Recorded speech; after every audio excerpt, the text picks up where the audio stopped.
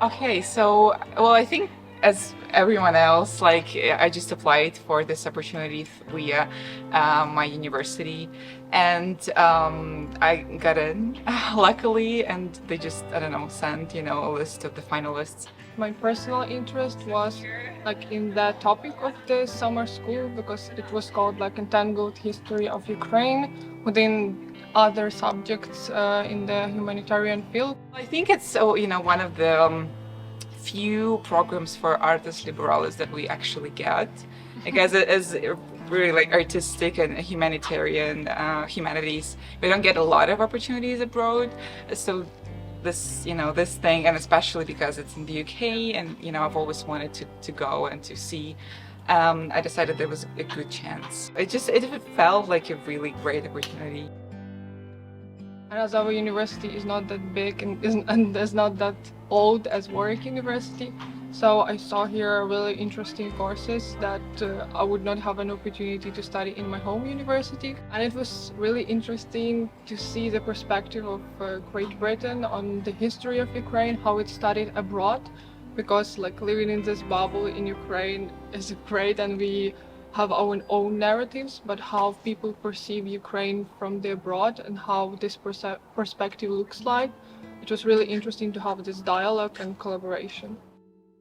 Personally, my home, it's not ruined near my home, but still you're ruined from the inside, and it's more like mental war. It's the most documented war that we have till our time. So you see what is going on like 1,000 kilometers away from you, and you perceive it as your own.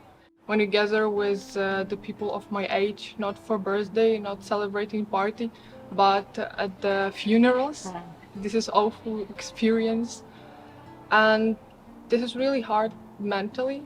So even being here is a huge relief, like from this point of view, when you don't hear air alarms, but you're still worrying about your nearest and dearest. Even living in Ukraine will not give you this full relief and safety.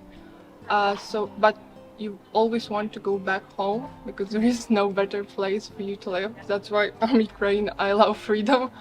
Yeah, and as we are young people, so like the future is on our shoulders, and we need to take it on. There's truly a lot of very confusing emotions.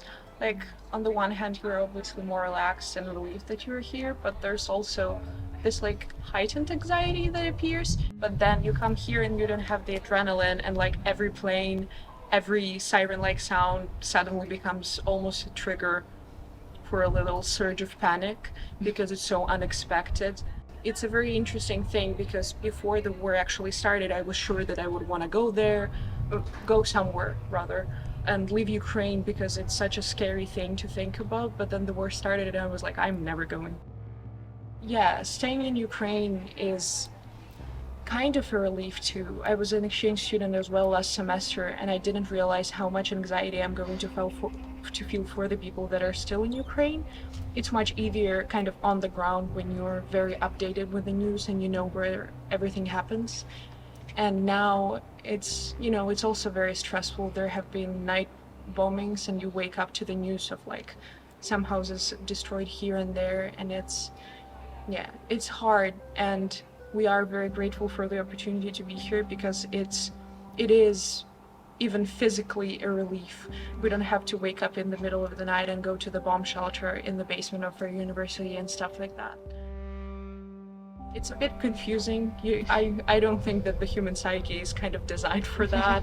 We are so grateful, and it's obviously you hear from the news about all the support that's coming in and all the like physical help, but then you're here on the ground and you talk to actual people who are so supportive and so welcoming and they feel so much for us, and it's truly I understand why Fiona wanted to cry and all of us wanted to cry. Because it's so emotional to understand that there are actual individual people who support you in a way that you never knew was possible.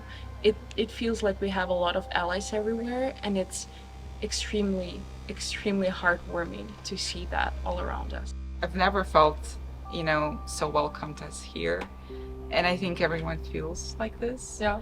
Definitely. and we're just being really, really grateful for everything. So welcoming is the word. My word would be support. It concerns like Ukrainians and all the students that are here because they're like so international. We heard about this public engagement center that also supports all these projects for the communities. So it's like overall support of everyone who's here who needs help from different reasons. So yeah, that's amazing. Maybe since all the gratitude was already expressed, I'd like to say diverse, and in a lot of many ways diverse. Academically, we get to learn a little bit of everything and very much into an interdisciplinary concept of all of that, and that's very fascinating. Diverse in terms of people, and it's so fun to be here. It's Pride Month. You don't see a lot of like stuff like that in Ukraine. It's very fun here, Yeah. and I think that's also one of the reasons it feels very welcoming.